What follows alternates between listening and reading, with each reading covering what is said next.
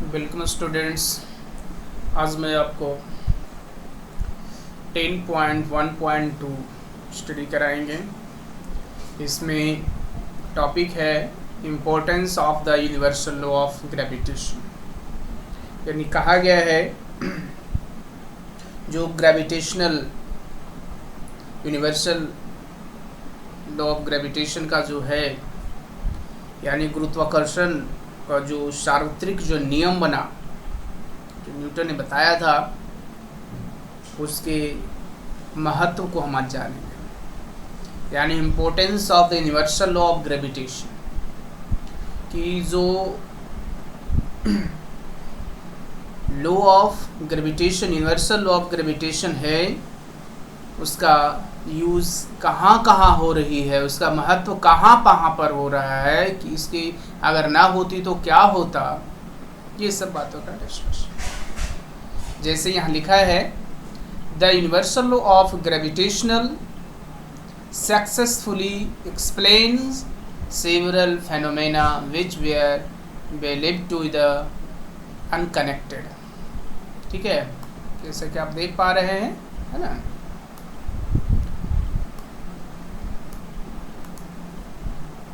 तो इसमें बताई गई है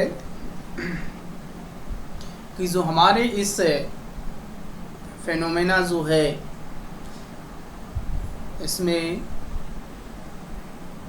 यूनिवर्सल लॉ ऑफ ग्रेविटेशन जो है उसका कैसे एक्सप्लेन होता है, कहाँ कहाँ होता है, इसके बारे में यहाँ डिस्कस की गई है। जैसे आप देख पा रहे हैं फर्स्ट पॉइंट, देखिए फर्स्ट पॉइंट है ना। फर्स्ट पॉइंट में बताई गई है कि the force that winds us to अर्थ,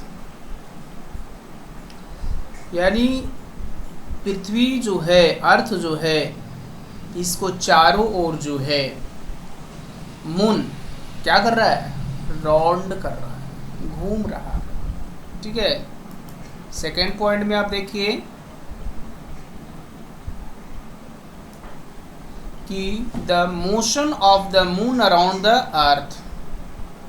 ठीक है, ओहो सॉरी, फर्स्ट में हाँ, the motion of the moon around the earth, यानी पृथ्वी के चारों ओर कौन रोट कर रहा है, मून कर रहा है। कौन कर रहा है, मून कर रहा है। फर्स्ट में जो बताई गई थी ये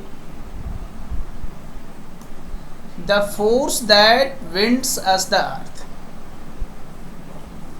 यानी वाइंड्स। ठीक है, यानी कह सकते हैं हमें पृथ्वी जो है, कहा जाए तो बांधे रखती है एक तरह से। नहीं तो हम लोग क्या करते, इधर उधर उछलते रहते ऑटोमेटिक, लेकिन ऐसा होता नहीं ना। हम लोग अर्थ पे जो है एक बंधे हुए। ठीक है, फर्स्ट में ये बताया, सेकंड में बताया कि the motion of the moon around the earth. ठीक है, यानी पृथ्वी के जो है अर्थ के चारों ओर कौन रोट कर रहा है, मून कर रहा है।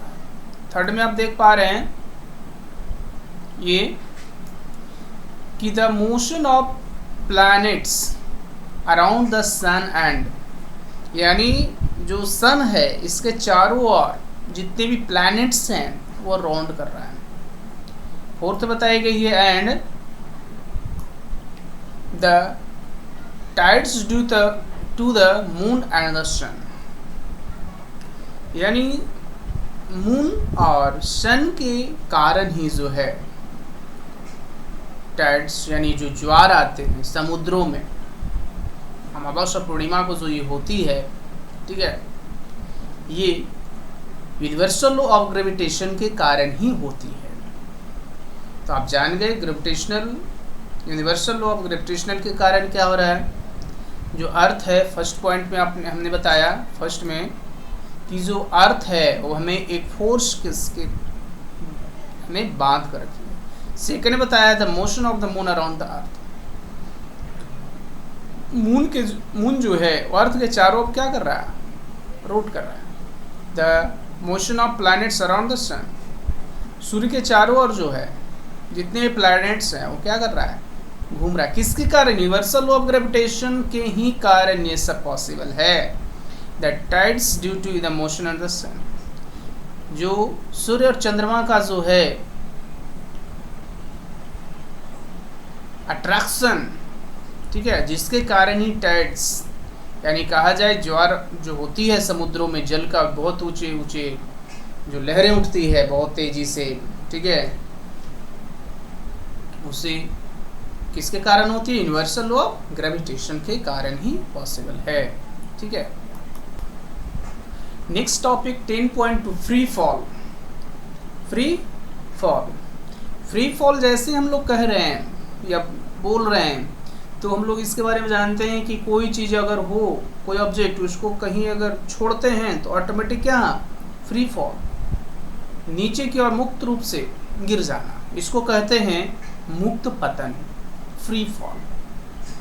Late us try to understand the meaning of free fall by performing this activity. यहाँ इस चीज़ को जानने के लिए आपको एक्टिविटी 10.2 आप जो देख रहे हैं, ठीक है, इसमें बताई गई है टेक अ स्टोन, आप एक पत्थर लीजिए, थ्रो इन अपवर्ड्स, अब कह रहा है इस पत्थर को जो है ऊपर की ओर फेंकना है। It reach certain height and then it start falling down, कहता है इसमें यह जो है एक निश्चित पॉइंट पर जाएगा, ऊंचाई पर जाएगा और नीचे की ओर फिर क्या करने लगा, रिटर्न होने लगेगा। क्या ऐसा होता है ना, कोई आप पत्थर लेते हैं हाथों में, ऊपर की ओर फेंकते हैं तो पहले तो ऊपर जाता है, फिर एक जो है मिनिमम हाइट पे पहुंचता है और फिर क्या होता है, फॉल होना शुरू हो जाता है, नीचे की ओर गिरना शुरू हो जाता है। तो we have learned that in the earth attract object towards it, this due to the gravitational force. When your object fall towards the earth under this force alone, we say that the object are in the free falls. यहाँ पर बताई गई है कि जैसे कि पृथ्वी जो है, हमारा अर्थ जो है, जितने भी ऑब्जेक्ट होते हैं उसको अपनी ओर अट्रैक्ट करती है, और अर्थ के इसी अट्रैक्शन को जो है क्या कहते हैं, ग्रेविटेशनल फोर्स कहते हैं। क्या कहते हैं? ग्रेविटेशनल फोर्स कहते हैं, ठीक है। अब यहाँ पर जो है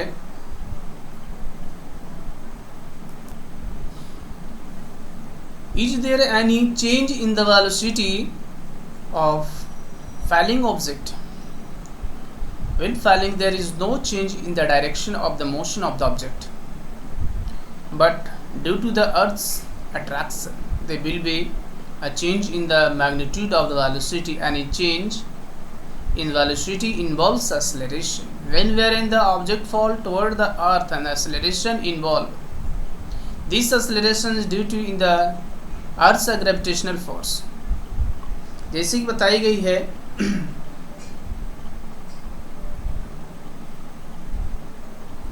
कि जब कोई ऑब्जेक्ट जो होती है, हमने भी जाना कि ग्रेविटेशनल फोर्स क्या है, धरती जब किसी अर्थ जो किसी ऑब्जेक्ट को अपनी ओर खींचती है तो खींचने में जो फोर्स अप्लाई होता है अर्थ को, वही क्या है, ग्रेविटेशनल फोर्स, ठीक है।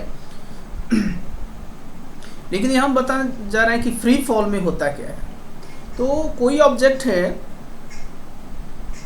वह ऊपर से नीचे डाउन होता है, लेकिन उसमें कोई डायरेक्शन में चेंज नहीं होता है। लेकिन होता क्या है, डायरेक्शन तो चेंज नहीं होती है, लेकिन अर्थ का जो अट्रैक्शन है जिसके कारण जो है उसमें मैग्नीट्यूड डिफरेंस होता है। मैग्नीट्यूड का क्या होगा, डिफरेंस होगा। और मैग्नीट्यूड में डिफरेंस होने के कारण जो है उसका वेलोसिटी में भी क्या होगा, वेलोसिटी में जो एक्सेलरेशन, वेलोसिटी के कारण जो एक्सेलरेशन बन रहा है, और एक्सेलरेशन उसका और भी बनना शुरू हो जाएगा। लेकिन ये भी बताई गई है कि जब कोई ऑब्जेक्ट ऊपर से नीचे की ओर आता है तो ये जो है पृथ्वी यानी अर्थ का एक अपना एक्सेलरेशन भी होती है। जैसे कि हमने मोशन में तो पढ़ा था कि एक्सेलरेशन जो है, कोई ऑब्जेक्ट जब रनिंग करता है स्टार्टिंग पॉइंट से लास्ट पॉइंट तक और उसमें जो रिमेनिंग टाइम अप्लाई होता है उसके अकॉर्डिंग हम लोग एक्सेलरेशन बातें करते हैं, ठीक है। वैसा ही सेम प्रोसेस होती है, अर्थ जब किसी ऑब्जेक्ट को अपनी ओर खींचती है तो उसमें भी अब एक्सेलरेशन होता है। जैसे कि बोला गया है this acceleration is due to in the earth's gravitational force, therefore this earth acceleration is called the acceleration due to the gravitational force of the earth of acceleration due to gravity, it is denoted by the g। और अर्थ का जो gravitational force acceleration होता है, sorry, अर्थ का जो gravitational acceleration होता है उसे स्मॉल जी से डिनोट किया जाता है। जैसे हमने बताया था यूनिवर्सल कांस्टेंट को कैपिटल जी से इंडिकेट की जाती है और उसका एक अपना वैल्यू होता है। सेम वहीं से ही बताई गई है कि जो स्मॉल जी है, स्मॉल जी ये ग्रेविटेशनल एक्सेलरेशन को डिनोट करेगा। The unit of g is the same as the of the acceleration, that is metre per second. जिस तरह से बताई गई है कि एक्सेलरेशन का ऐसा unit metre per second square है, same the small g of the ऐसा unit is the metre per second square. We know from the second law of motion that force is the product of the mass and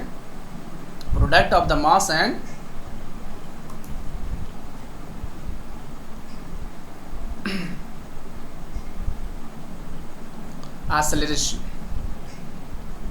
इस तरह से second law में हमने पढ़ा था, हमने बताया था आपको कि F इक्वल टू ma, यानी product of mass and acceleration is called force, F is equal to ma, ठीक है। Let the mass of the stone is activity 10.2 bm। जैसे 10.2 में स्टोन की बातें की गई थी ना, एक बॉयज जो था एक स्टोन को क्या कर रहा था, वो पथवे में राउंड करवा रहा था, ठीक है। We already known that there is acceleration involved in falling object due to in the gravitational force and that denoted by g. Therefore, the magnitude of the gravitational force F will be equal to the product of mass and acceleration due to in the gravitational force, that is F is equal to, तो याद रखिए F is equal to ma होता है ना, F is equal to ma, याद रखिए। लेकिन यहाँ क्या है, g है, तो हम अकॉर्डिंग टू किसकी बात कर रहे हैं, ग्रेविटेशनल एक्सेलरेशन। तभी हमने बताया था gravitational acceleration denoted of the small G. तो F equal to M, A की जगह क्या हो गया, जी हो गया, F equal to M G, याद रखिएगा F equal to M G according to gravitational acceleration of the earth के अकॉर्डिंग, ठीक है। अगर यहाँ पर कोई ऑब्जेक्ट अगर रनिंग की बात करता तो उसमें फोर्स अप्लाई करने बताने को कहा जाता था फिजिकल टू में होता। लेकिन जब कोई ऑब्जेक्ट ऊपर से नीचे की ओर फॉलिंग कर रहा है, गिर रहा है, तो F equal to M g होगा, याद रखिएगा इस चीज़ को, ठीक है। अब जो है equation from equation 10.4 and 10.6 we have. अब देखिए हमने यूनिवर्सल लॉ ऑफ ग्रेविटेशन में पढ़ा था F is equal to g m1 into m2 by d square, या F is equal to g capital M into small m by d square। तो F था ना, तो अब देखो F का वैल्यू यहाँ क्या हो गया, mg, F का value mg, put of the equation, ठीक है। तो F की जगह क्या लिखा गया, mg is equal to g into m by d square। हमेशा m हम बोल रहे हैं तो आपको जो है लिखने का जो समय होगा उसमें कैपिटल M और स्मॉल m, और नहीं तो आपको क्या करना होगा m1 into m2, ठीक है, ये हमेशा ध्यान रखिएगा। तो कैपिटल और स्मॉल का एग्ज़ाम के समय विशेष ध्यान रखा जाए, और वहाँ पर जो है आपको डिनोट भी करना होगा कि कैपिटल M क्या है और स्मॉल m क्या है, ठीक है। तब देखिए mg equal to g m into m by d square. अब यहाँ से देखिए क्रॉस मल्टीप्लिकेशन किया जाएगा, ठीक है, क्योंकि हमको क्या फाइंड करना है, g फाइंड करना है। तो g इक्वल टू g जब यहाँ पर लेकर आएंगे तो m कहाँ चला जाएगा, यहाँ आ जाएगा, है ना, g यहाँ से उठकर यहाँ जाएगा।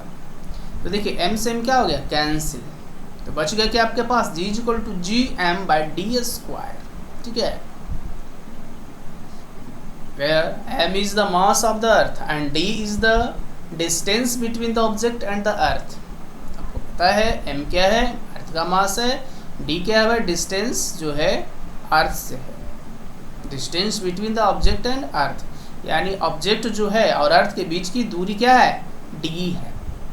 Late an object be on near the surface of the earth, the distance d in equation 10.7 will be is equal to r, the radius of the earth thus of the object on or near the surface of the earth। अब देखिए यहाँ जो है, अभी हमने यहाँ पर बताया, अब सेम वही अब जो है कि डिस्टेंस को हम रेडियस भी तो कर सकते हैं, डी जो होती है वो डिस्टेंस हो गया, और उसी को जब ऑर्बिटल में अगर कोई है तो उसको हम क्या कहेंगे, तो मून अर्थ में क्या ऑर्बिटल होता है ना, तो इसमें आर यूज़ है, रेडियस, ठीक है। तो m ji is equal to ji m into m by are square. अब जी निकाल लीजिए, तो जी निकालिए। अब यहाँ पर देख रहे थे ना क्या था, जी डी था ना, डी के बदले में क्या हो गया, आर हो गया, सेम वही चीज़ देखिए आर हो गया ना यहाँ। तो G is equal to ji M, ji is equal to G M by are square.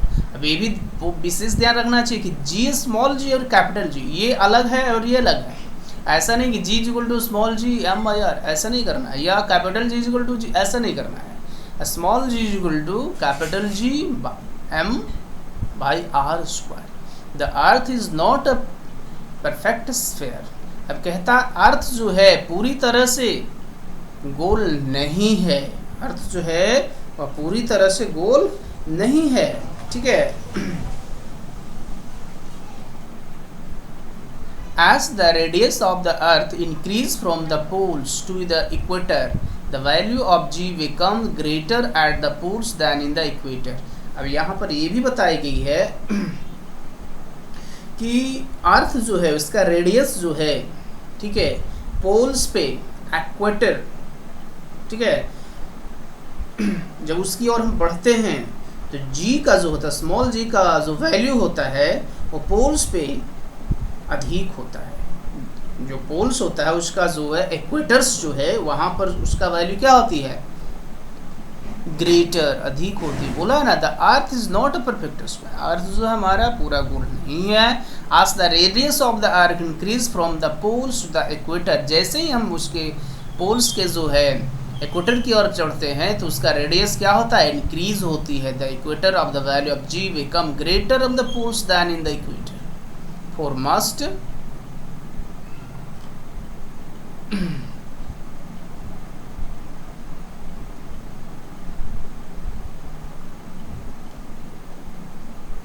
calculation we can take g to be more or less constant of near in the earth, but for object far from the earth the acceleration due to the gravitational force of the earth is given by equation 10.7। ये कहा गया है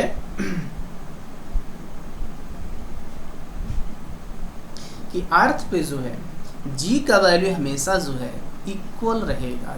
अर्थ पे हम कहीं भी चले जाएं, ठीक है, अर्थ पे कहीं भी चला जाए आपका g का वैल्यू जो है सेम बना रहेगा, g के वैल्यू में कोई बदलाव नहीं होगा। लेकिन ये भी ध्यान में रखना है कि जैसे ही अर्थ से हम दूर जाते हैं, ठीक है, इक्वेटर्स की ओर जाते हैं, तो उसमें थोड़ा फर्क होगा, थोड़ा फर्क होगा। जो हम आगे देखिए इक्वेशन 10.7 के अकॉर्डिंग जो है कुछ कैलकुलेशन की जाएगी, ठीक है। आप देख पा रहे हैं 10.2.1 to calculate the value of G. अब जी का वैल्यू को कैलकुलेट किया जाएगा कि जी क्या है हमने तो जान लिया, लेकिन इसका वैल्यू क्या होती है हम यहाँ पर आपको बताएंगे। जैसा कि हम सबको पता हो गई है, to calculate the value of g we should put the value of g, m and r in the equation 10.9, namely universal gravitational constant। g का वैल्यू हमेशा ये रहेगा, कभी भी न्यूमेरिकल क्वेश्चन को आप सॉल्यूशन में करिए तो जी, कैपिटल जी का वैल्यू हमेशा याद रख लीजिए इसको, ठीक है, 6.7 इंटू 10⁻⁻11 न्यूटन मीटर स्क्वायर पर केजी स्क्वायर होता है। अर्थ का मास हमेशा याद रखिएगा कि कैपिटल से लिखिएगा, और 6 इंटू 10⁻24 केजी, ये रियल है earth of the mass of the earth जो है इसका रियल मास है, and radius of the earth, ये रेडियस है अर्थ का, रियल है 6.4 इंटू 10⁻6 मीटर। हाँ, कभी कभी क्या होगा, इसमें थोड़ा सा फर्क मिलेगा। कभी कभी आप देखिएगा कि यहाँ पर कोई बुक और भी अगर आप देखते होंगे, ठीक है, साइड बुक अगर आपके पास होगा तो 6.4 यहाँ जो दिख रहा है उसमें कहीं 3 दिखेगा, कहीं 2 दिखेगा, 6.3 भी कहीं कहीं आपको मिल सकती है। तो कोई बात नहीं, अप्रॉक्सीमेट जो है 6.4 की कहीं आसपास है, ठीक है। तो आर का वैल्यू ये हो गया। तो आर क्या है, रेडियस ऑफ द अर्थ, पृथ्वी की ये त्रिज्या है। हमको क्या फाइंड करना, स्मॉल जी, क्या फाइंड करना, स्मॉल जी। तो G is equal to, formula इधर से हमने कैलकुलेशन किया था कि G is equal to G capital M by are square. Put of the value, G का value 6.7 into 10⁻⁻11 newton metre square पर के जी, ठीक है, पर के जी स्क्वायर हो गया, इंटू एम का वैल्यू कितना, देखिए 6 इंटू 10⁻24 के जी। अब आर स्क्वायर, तो आर रेडियस है ना, तो रेडियस का स्क्वायर कर दीजिए ना आप, ठीक है, तो रेडियस का स्क्वायर करिएगा इतना। अब इसको आपको खुद ब खुद कैलकुलेशन करनी है। जब इसको आप कैलकुलेशन करिएगा तो आपका वैल्यू मिलेगा 9.8 मीटर पर सेकेंड स्क्वायर। तो कैलकुलेशन आप आसानी से कर सकते हैं एक्सपोनेंट्स एंड पावर के अकॉर्डिंग, जो क्लास 8 में आपने पढ़े थे कि पावर सेम रहेगा और दोनों में अगर मल्टीप्लिकेशन होगा तो उसका पावर ऐड हो जाएगा, ठीक है। अगर वही डिवीज़न में होगा तो पावर में क्या हो जाएगा, सब्ट्रैक्ट हो जाएगा, ठीक है। Thus the value of acceleration due to the gravity of the earth is equal to 9.8 metre per second square. अब याद रख लीजिए, हमेशा ये याद रखिएगा, ठीक है, ये सभी क्लास के लिए इम्पोर्टेंस है कि स्मॉल जी जो होता है वो ग्रेविटेशनल एक्सेलरेशन होता है, ठीक है, और gravitational acceleration of the value is 9.8 metre per second square होती है। और जो कैपिटल जी होता है वो क्या है भाई, तो वह जो है ग्रेविटेशनल कांस्टेंट होता है, जिसका value 6.7 into 10⁻⁻11 newton metre square पर के जी स्क्वायर होता है। उनका जो टॉपिक्स है 10.2.2 motion of object under the influence of gravitational force of earth. यहाँ पर हम जो है अर्थ जो है उसका गुरुत्वीय फोर्स, ठीक है, ग्रेविटेशनल फोर्स के जो है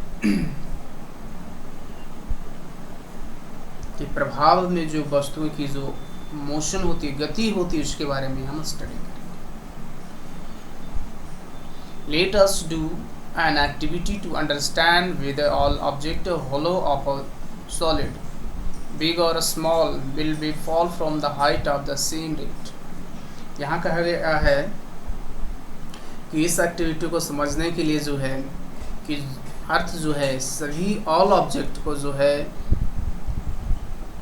एक ही गति से खींच दिए क्या, यानी कोई अगर हल्की वस्तु है, अगर कोई भारी वस्तु है, अगर उसको हम कहीं से अगर गिराते हैं तो धरती पर सेम टाइम में पहुंचेगा क्या दोनों, तो आप देखते हो नहीं पहुंचेगा। अगर एक रुई का टुकड़ा को गिराइए छत पे चढ़ करके और एक छोटा सा पत्थर को गिराइए तो पत्थर पहले गिरता है लेकिन रुई बाद में गिरता है। इसका क्या कारण है, लेकिन हम ये भी बताना चाहते हैं कि all object the attraction of the earth is 9.8 metre per second square. जो वस्तु होती है उसको खींचने की जो एक्सेलरेशन धरती की है वह 9.8 मीटर पर सेकेंड स्क्वायर है, लेकिन फिर भी स्टोन पहले गिर गया, ठीक है, और पत्थर और रुई जो है बाद में गिरा। ऐसा क्यों होता है, तो इस चीज़ों को जानने के लिए एक एक्टिविटी आपको बताई गई है। देखते हैं इस एक्टिविटी में क्या है, ठीक है। फर्स्ट में बोला गया है take a sheet of paper and stone drop them the simultaneously from the first floor of the building observe with both of the term react with the ground simultaneously. अब यहाँ पर बोला गया है, ठीक है, कि आपको जो है कागज़ का एक शीट लेना है, ठीक है, और कागज़ के शीट और पत्थर लेना है, दोनों को जो है एक ऊंची बिल्डिंग पर चढ़ जाना है और मंजिल से दोनों को एक साथ गिराना है। किसको? स्टोन को और कागज दोनों को ही गिराना है। ठीक है।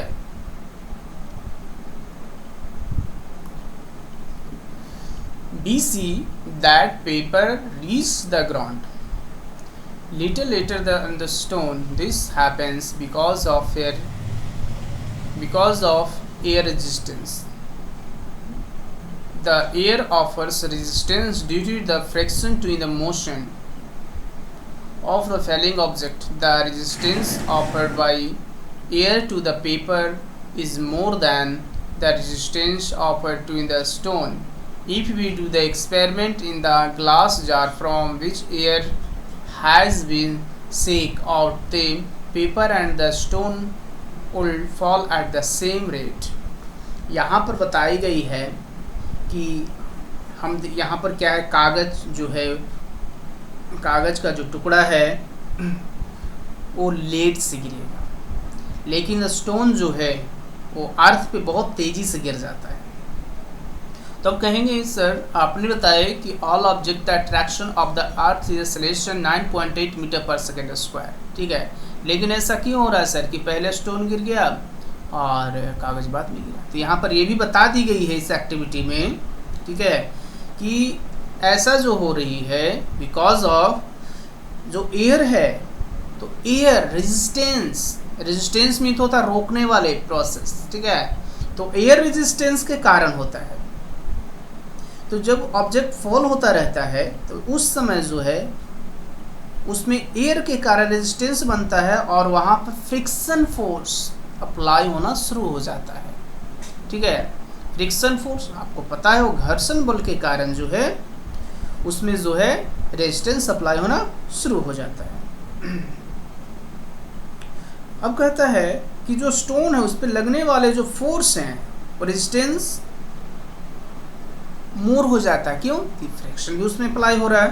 तो ये एक्सपेरिमेंट से हमें ये पता चलता है कि भाई एयर जो है ऑब्जेक्ट को नीचे की ओर फॉल करने में प्रॉब्लम क्रिएट करता है या रेजिस्टेंस बनाता है। तो इस चीज़ को जानने के लिए आपको क्या करना होगा, एक इसमें जैसा बोला है एक जार लेना है। Experiment in the glass for jar for which air has been sucked out. अब इसमें से क्या करना है कि जार लेना है और उसमें से पूरा एयर को जो है निकाल देना है और उसमें कागज़ का टुकड़ा डाल दीजिए और स्टोन डाल दीजिए और फिर उसको सेक करिए, उल्टा करिए। आप देखिएगा कि दोनों ही ऑब्जेक्ट सेम टाइम में सेम रेट के साथ वो एक पलटने पर नीचे गिरता है। इसलिए साफ साबित होता है कि एयर जो है वो रेजिस्टेंस बनाता है और जिसके कारण जो है बहुत सारे ऑब्जेक्ट को जो ऊपर से फॉल कराते हैं तो डिफरेंट टाइम में वह अर्थ पे गिरता है। तो अब आपको समझ में आ गया होगा कि रुई का या कागज का टुकड़ा देर से अर्थ पे गिरता है ऊपर से कहीं छत पर गिराने पर, लेकिन स्टोन भारी चीज जल्दी गिरता है। क्यों? तो एयर रेजिस्टेंस के कारण होता है। ठीक है, समझ में आ गई होगी।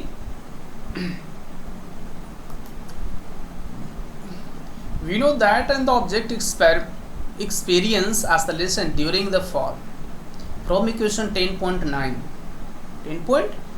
यहाँ पर ये बताई गई है कि हम जानते हैं कि जो है फ्री फॉल जो होती है उसमें एक्सेलरेशन जो होती है उसका एक एक्सपेरिमेंट अनुभव होता है फ्री फॉल होने के समय, जो कि हमने इक्वेशन 10.9 में जो है इसका हम फिलिंग कर चुके हैं। This acceleration experienced by the object is the independent of its mass. This means of the all object hollow of the solid big of a small should fall in the same rate in the according to the stone. Galileo dropped different object from the top of the Leaning Tower of the Pisa in Italy to prove the same. अब यहाँ पर बताई गई है कि हमने अनुभव किया कि सेम रेट से ये गिरती है ऑल ऑब्जेक्ट। ठीक है, चाहे ऑब्जेक्ट बड़ा हो चाहे ऑब्जेक्ट छोटा है। ये भी बताया गया है कि सभी जितने भी प्रकार के ऑब्जेक्ट हैं, चाहे वो खोखली हो, ठीक है, होलो हो गया या सॉलिड्स हो या बड़ा हो या छोटा हो, उसे नीचे की ओर डाउनवर्ड रेट जो है वो सेम होती है। जैसे कि यहाँ पर गैलीलियो की बात की गई है, उन्होंने जो है गैलीलियो ने पीसा का एक मीनार है उसमें उसने जो है ऑब्जेक्ट को गिराया, तो गिराने का समय है वो वस्तु का जो भी ऑब्जेक्ट है उसका जी का वैल्यू जो है सेम रहा, जी में कोई फर्क नहीं होता है। as g is the constant near the earth, all the equation for the uniformly accelerated motion of object become valid with acceleration a replaced by g seen at equation r। ठीक है, अब यहाँ पर बताइए कि जिस तरह से हमने मोशन के बारे में स्टडी किया था कि v is equal to u plus a t, देख पा रहे हैं ना, v is equal to u plus a T.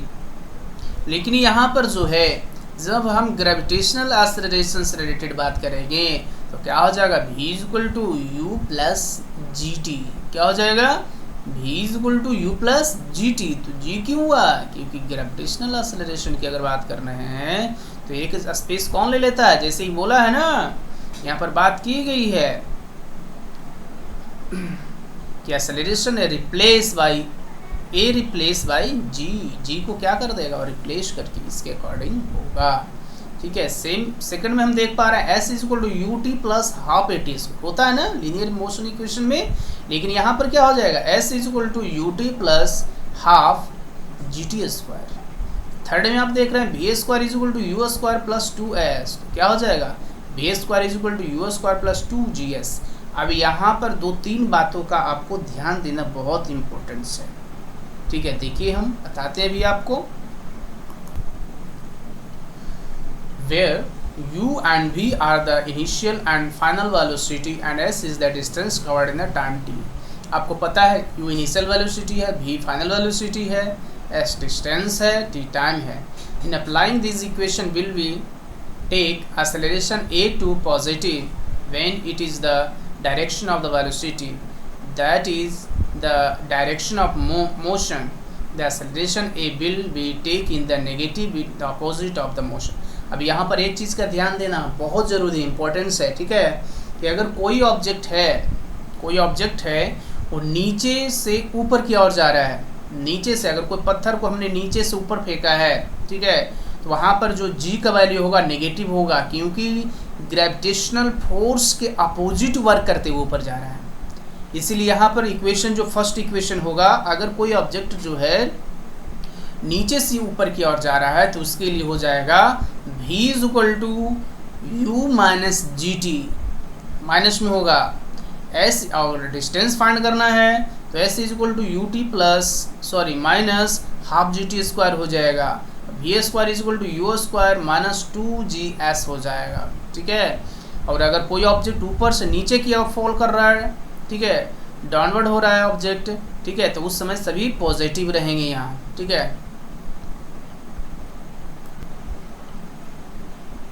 अब देख पा रहे example 10.2, a car falls off the legs and drop in the ground 0.5 second let g is equal to 10 metre per second square. यहाँ पर देखिए अगर g का value नहीं दिया हुआ रहे, ठीक है, तो आप 10 ले लीजिए। अगर g का वैल्यू दिया हुआ रहे तो जो देना है उसके अकॉर्डिंग, अगर नहीं दिया हुआ रहे तो आप 10 सुविधा के लिए ले सकते हैं, क्योंकि 9.8 अप्रॉक्स जो है 10 के आसपास का होता है। Four simplify in the calculation. First, what is the speed of the sticking the ground, what is the average velocity during the 0.5 second, how high is the lace from the ground। अब यहाँ पर बहुत ही ध्यान देने की ज़रूरत है आप लोगों को। ठीक है, ध्यान ये देना है कि न्यूमेरिकल क्वेश्चन में क्या क्या मटेरियल्स हमें दिया हुआ है, पहले कैलकुलेशन करने के समय इस चीज़ में विशेष ध्यान देना है। ठीक है, न्यूमेरिकल क्वेश्चंस जो है बहुत ध्यान देने की ज़रूरत, नहीं तो मिस हो जाती है। देखो तो एक कार जो है इसमें जैसा कि बताया गया है इसमें कि एक कार जो किसी कगार से गिरकर 0.5 सेकंड में धरती पर गिरती है, तो उसमें क्या करना है, जी का वैल्यू दिया हुआ है। तो फर्स्ट धरती पर, ठीक है, what is the speed of sticking in the ground, यानी कहा गया धरती पर टकराने से पहले कार की जो है स्पीड क्या होगी। सेकंड में बोला है what is the average speed during the 0.5 second, यानी कह रहा है 0.5 सेकेंड के बाद जो है इसकी एवरेज स्पीड क्या होगी। थर्ड में बोला गया how high is the less from the ground, धरती से जो है कगार जो है उसकी दूरी कितनी है, यानी ऊंचाई कितनी है। तो हमें क्या दिया हुआ है, इसमें टाइम दिया हुआ है, कितना टाइम दिया 0.5 सेकंड है, जी दिया हुआ है। बस हमारे पास दो ही मटेरियल्स यहाँ दिए हुए हैं। एक और मटेरियल्स है देखते हैं, वो है यू है।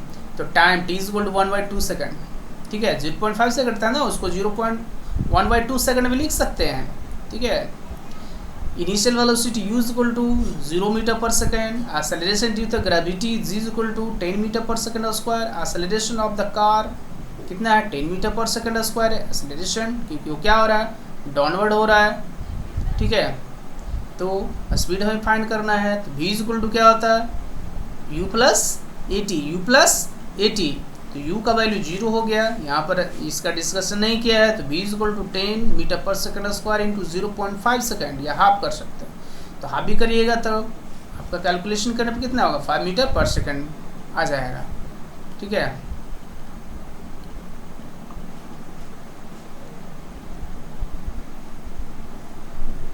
सेकंड आप देख रहे हैं, आपसे पूछा था एवरेज स्पीड, तो एवरेज स्पीड इक्वल टू क्या होता है u plus v initial velocity plus final velocity by 2, ठीक है। तो हम देखते हैं इनिशियल वेलोसिटी कितना 0 मीटर पर सेकंड है, ठीक है। फाइनल वेलोसिटी हमें पता चल गया 5 मीटर पर सेकंड बाई 2 कर दीजिए, तो कितना 2.5 मीटर पर सेकंड आ गई। थर्ड में देख रहे हैं डिस्टेंस आपको फाइंड करना था, क्या फाइंड करना था डिस्टेंस, तो s is equal to u t plus half a t square होता है, ठीक है। तो यहाँ पर जो आप देख पा रहे हैं हाफ यू टी का वैल्यू कितना हो गया 0 हो गया, इसीलिए हाफ ए टी स्क्वायर ले लिया गया है। तो half into 10 metre per second square into 0.5 second का होल स्क्वायर, तो जब इसको कैलकुलेशन करिएगा तो 1.25 मीटर आ जाएगा, ठीक है।